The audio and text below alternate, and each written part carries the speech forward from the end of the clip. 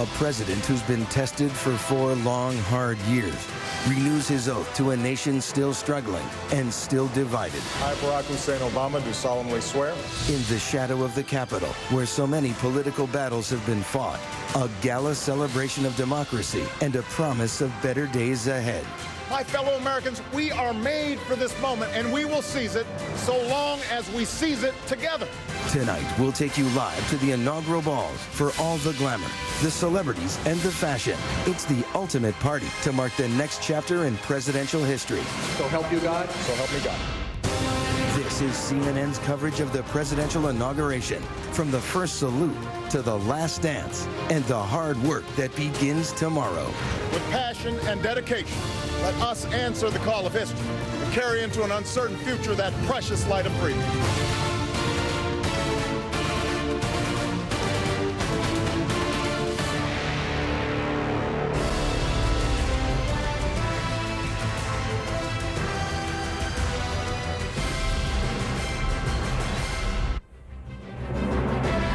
And good evening, everyone. We're coming to you live from the National Mall on this historic day here in Washington, D.C. You're looking at a live picture of our Capitol here. I'm Anderson Cooper. Good evening. Hundreds of thousands of people gathered this morning from the foot of the U.S. Capitol west toward the Lincoln Memorial to witness history, the second inauguration of President Barack Obama, the 57th U.S. presidential inauguration.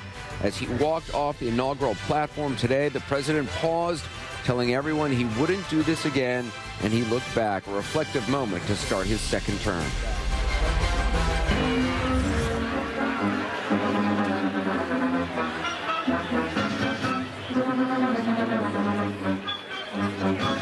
Before the real business begins tomorrow, tonight it is all about the celebrations, the inaugural balls. I want to take you to Aaron Burnett and Piers Morgan, who are standing by, where the big partiers are getting into full swing. Piers, Aaron? Yep, we got the good assignment here. Maybe hard to hear. Best gig in Hollywood, Washington, anywhere you like. That's right. Now, there are going to be about 40,000 people coming to where Piers and I are tonight. Behind us will soon be full. People are just starting to arrive. And this is it. This ball and the one upstairs, those are the two the president's going to be attending, and they've got all the hot acts. They've got some big acts tonight. The inaugural balls on this floor in what is probably the biggest aircraft hangar disco you've ever seen in your life. The 35,000 people will be swilling and guzzling around here later on. Upstairs is the Commander-in-Chief ball, a little bit more exclusive. And over the two balls, you're going to see Stevie Wonder, Smokey Robinson, Alicia Keys, Brad Paisley, a whole host of great acts, Katy Perry, and they'll be sitting around the two balls. And the President and First Lady will be dancing at both balls, we're told. Yes. The first dance probably upstairs at the Commander-in-Chief ball. Last time it was Last Dance, Etta James. This time, no one knows. So tension mounting down here at the inaugural ball, but it should be very exciting. That's right. And while the one upstairs, as we said, for the Commander-in-Chief ball is for the U.S. military, downstairs where we are, a lot more people. The general public was allowed to buy tickets for $60, so very egalitarian here. Across the street, the American Legion salute of a Heroes Ball is also celebrating Americans who have won this country's highest military award, the Medal of Honor, so that one's going to be really special. And this year, more than 25 Medal of Honor recipients, peers, are going to be attending that ball, which is going to be held at the Renaissance Hotel. Vice President Joe Biden and his family are also going to be in attendance later tonight. I believe Beau Biden's going to join us, right? Yeah, he is. And we've got some great guests coming in. We've got Richard Schiff in a minute, of course, the star of West Wing.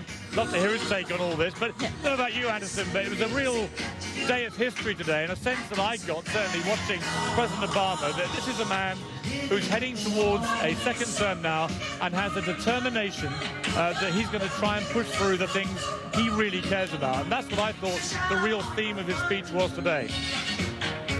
It certainly was a very different speech than we heard 4 years ago, and a speech really informed by this being the Martin Luther King Day as well. In his second inaugural, which was delivered today on the west steps of the Capitol building, President Obama reflected that this generation of Americans has steeled itself through crisis. By the steadfast tone of his words, he might have been reflecting on Barack Obama. As Joe Johns tells us, the re-elected leader made his direction strikingly clear. There was something about this inauguration day that signaled something different. I, Barack Hussein Obama, do solemnly swear. When the nation swore in its first black president to a second term on the holiday celebrating one of its foremost civil rights leaders. While these truths may be self-evident, they've never been self-executing. It was as much an inauguration as a cross-cultural celebration. A place where a Puerto Rican woman raised in a housing project swears in a Catholic vice president from Scranton, Pennsylvania. Where a gay Cuban immigrant reads his poem about a rising sun shining equally on all of us. My face, your face, millions of faces in morning's mirrors. President Obama tied it all together in his speech, linking his vision to the evolving history of civil rights in the U.S. We, the people, declare today that the most evident of truths, that all of us are created equal, is the star that guides us still. Just as it guided our forebears through Seneca Falls and Selma and Stonewall, just as it guided all those men and women, sung and unsung, who left footprints along this great mall, to hear a preacher say that we cannot walk alone. He swore on the Bibles of Abraham Lincoln and Dr. Martin Luther King Jr., connecting both to his modern agenda. Our journey is not complete until our gay brothers and sisters are treated like anyone else under the law. His was a call for radical changes, even as a divided Congress rules over an undecided nation. He clearly doesn't want to straddle centrist views as much anymore, and even when his positions are further to the ideological left. I think that this speech was a combative speech. It was certainly, he wasn't holding back at all. Our journey is not complete until we find a better way to welcome the striving, hopeful immigrants who still see America as a land of opportunity.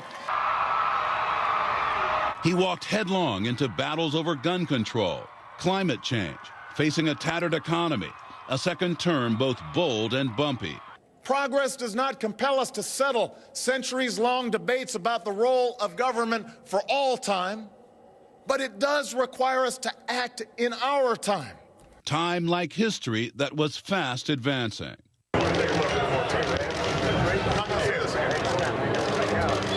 Joe John, CNN, Washington.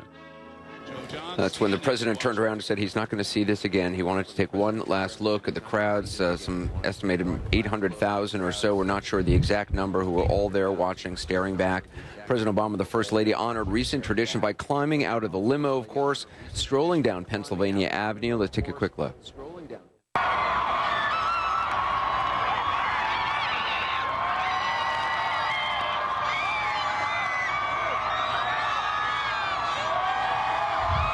Crowds, of course, getting even more excited when they see the First Lady and the President outside of their limo. That is them waving to throngs of well-wishers who lined all along Pennsylvania Avenue. He and the First Lady following the footsteps, well, it was Jimmy Carter and First Lady Rosalind Carter who created the tradition, frankly, of walking down Pennsylvania Avenue. They walked the entire way. President Obama and his wife got out twice from the vehicle, but not walking the whole way as Jimmy Carter did back in the 70s. Now, despite the partisan divide that's overcome Washington in recent times, President Obama sounded optimistic today as he called a nation to action. We recognize that no matter how responsibly we live our lives, any one of us, at any time, may face a job loss or a sudden illness or a home swept away in a terrible storm. The commitments we make to each other through Medicare and Medicaid and Social Security, these things do not sap our initiative, they strengthen us. They do not make us a nation of takers, they free us to take the risks that make this country great.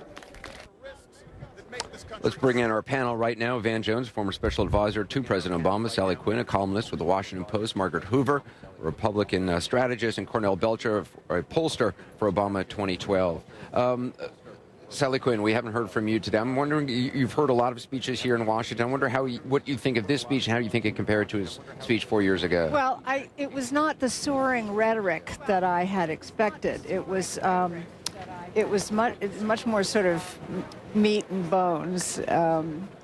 But I think it was the speech that he probably wanted to give 4 years ago, but didn't dare give 4 years ago. Didn't dare because? Well, because it was out there. I mean, it was much more radical than than the speech he gave 4 years ago. I heard somebody on Fox News to say it was a take no prisoners speech, and people were sort of rating it in terms of liberal or left wing. You know, he's been accused of being a socialist by his right-wing detractors. So I think that I think he really came out and talked about gays and talked about guns and talked about immigration in a way that he's believed all of these years, that the people who voted for him knew that's what they were voting for, and the people who didn't vote for him knew that's why they weren't voting for him, and he just said, okay, I'm now the president, 4 more years, I don't have to do this again, this is what I believe, and this is what I'm going to say. It's almost as though he took the lesson from the first term that maybe he got pushed around too much. And so this term, he's going to do the pushing.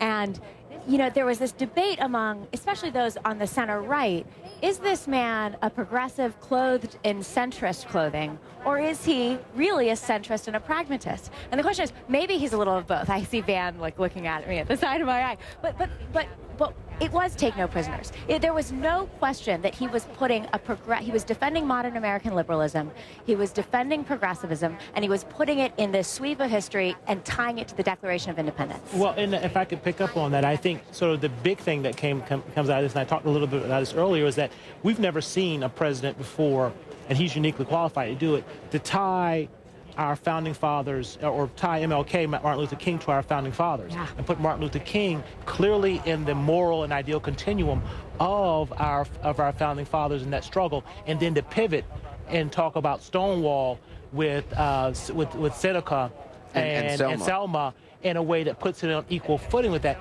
Look, the budget battles come and go. We will always have a budget battle. But when 50 years from now, when we fade, I think the pivotal and important thing would be this president's embrace of gay rights and putting it on the same footing as civil rights, which, by the way, is controversial because many of the civil rights leaders don't believe it should be there. Well, though they are beginning to change their mind Julian now. Bond is one who certainly does. Yes. And also we were so fortunate to hear from John Lewis as well, who was the only surviving person who actually spoke at the 1963 March on Washington. He says it's a civil rights issue. But, you know, this was really a big deal, this speech. When he first came on the scene, people said, could this man be the liberal Ronald Reagan? Could he be someone who could articulate liberalism in terms that were motivating, that were deeply rooted in American values, and move the country in his direction? I think this speech was the first signal that he has that potential. This was not just gauzy, happy talk, hope and change, kumbaya. This was him staking a claim to a different kind of patriotism, and saying that in order for us to be who the founders wanted us to be, we have to continue to include the Dr. Kings and the Latino community and everybody else. And I thought it was very powerful. Let's take another look at a moment. A lot of people have been talking about one of President Obama's open mic moments. Let's listen. Open mic.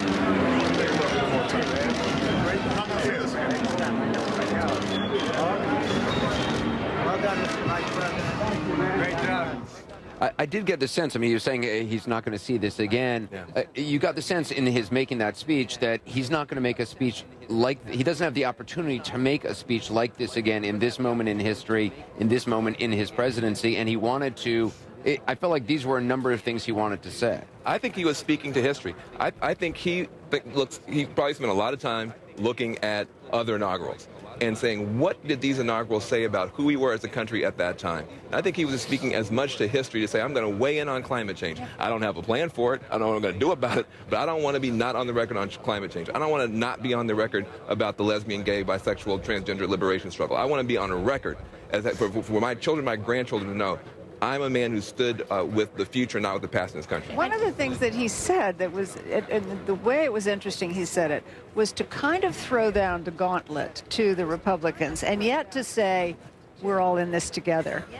So it was a really neat trick that he was sort of weaving around, this is what I want, this is what I want, but you're all going to come in with me. Reagan did that. Absolutism isn't principle was sort of the line there. And I think that sort of gets to breaking through. If I can take a moment on him reflecting on that.